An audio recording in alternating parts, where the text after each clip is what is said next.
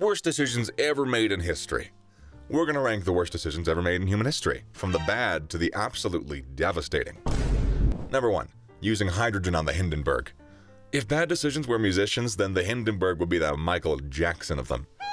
In mid-1930s Europe, airships were incredibly popular.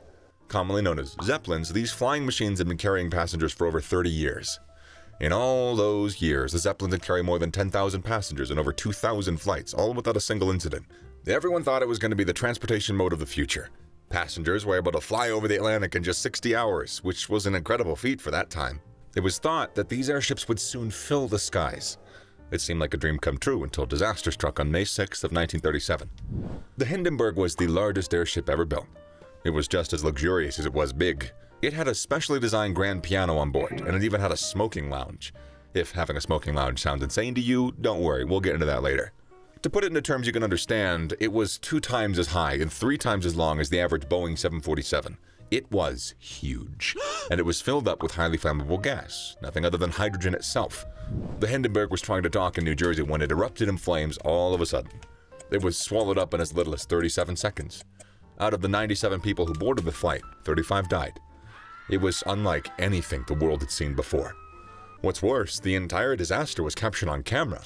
It immediately shattered any trust the public had in airships. That's mainly the reason why you don't see any of them flying around today. No one wants to become a roast turkey just because they want to fly from UK to London. No one really knows what kicked off the flames, but does it really matter? Was it not really stupid to put highly flammable hydrogen in the airships? That disastrous decision cost countless people their lives. Usually, these ships were filled with less combustible helium gas. While they are not as popular as they were in the past, the airships of today use helium gas. It's good to see that they've learned their lesson at least. Number 2. The emperor who poisoned himself. Qin Shi Huangdi was a pretty successful guy. At 34, he was able to unite all of China's quarreling kingdoms into a single empire. Born in Zhao, he ruled China from 221 BC to 210 BC.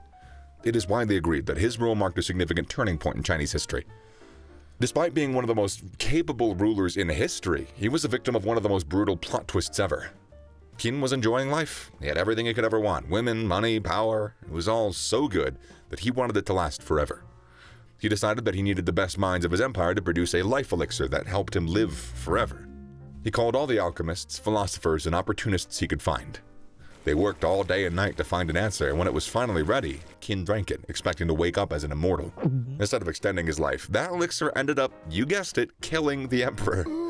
What he didn't know was that the pills contained mercury, which was claimed to produce life-prolonging chemicals.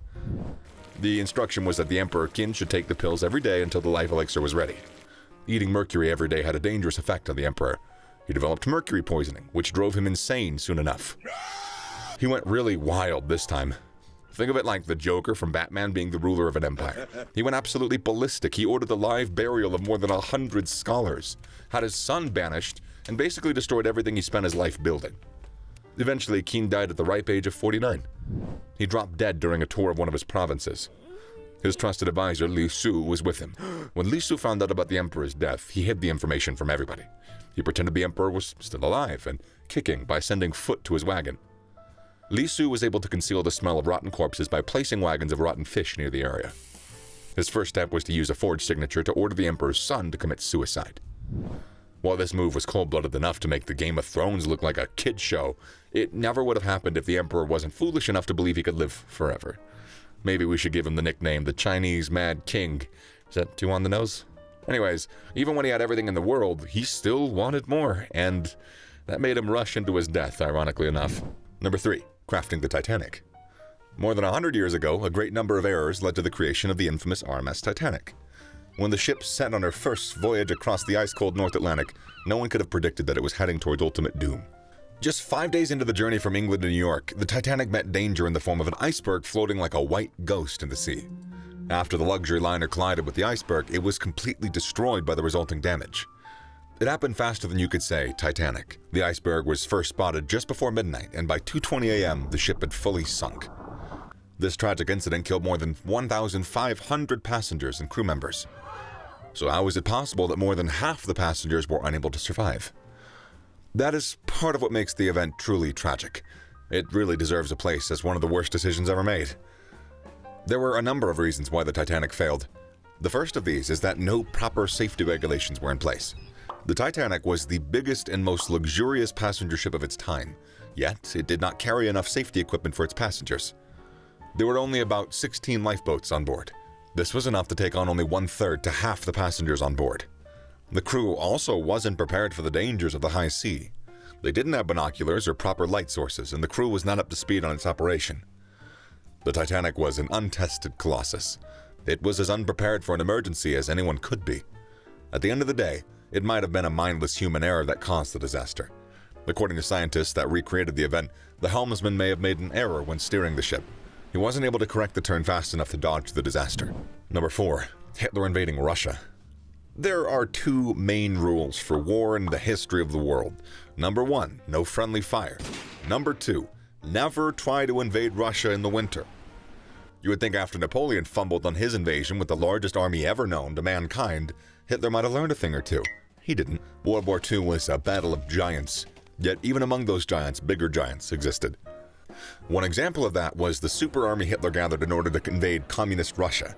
It was the largest military invasion of World War II. In June 1941, Adolf Hitler charged into Russia with more than 3 million men, 7,000 artillery pieces, 3,000 tanks, and 2,500 aircraft. Russia was taken by surprise. In the first week of combat, 150,000 Russians died. By October, Germany had taken more than 3 million Soviet prisoners of war. Things seemed to be going well for Germany, but under the surface, there were huge problems. The war was taking longer than they thought. They were running out of food and medical supplies. At the end of the day, the Soviet troops struck back, and the Nazis failed to take Moscow. This defeat was the beginning of the end for Adolf Hitler. He wasn't able to come back after that. The war was never the same for him. Number 5, accepting the Trojan horse. This decision was so terrible that it is now the name given to the worst computer viruses. It changed the war game forever. Legend has it that the Greeks had been trying to defeat Troy for more than a decade. Troy was so powerful and so gifted at defense that Greece was unable to penetrate the walls of the city. When it seemed like there was no home, a man named Odysseus came up with one of the greatest ideas ever. The Greeks decided to use a little trickery. Their plan was simple. They would fool the Trojans into letting them behind their walls. On the appointed day, the Greeks packed up their belongings and pretended to retreat home. They also left a parting gift for the Trojans.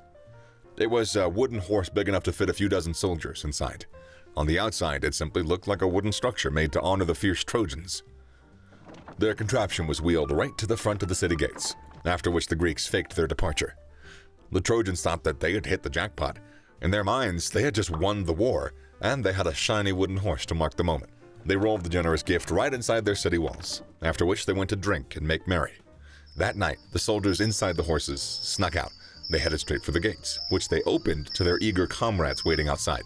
Troy fell that same night, and they couldn't giddy back up. Next time you get a gift from your enemy, you might want to check what's inside first. You wouldn't want to end up like Troy and get defeated in the most embarrassing way possible. So, what do you think of these decisions? Are they worse than when you decided to get that haircut? Let us know what you think in the comments. As always, be sure to like and subscribe to this channel for more exciting content, and I'll see you next time.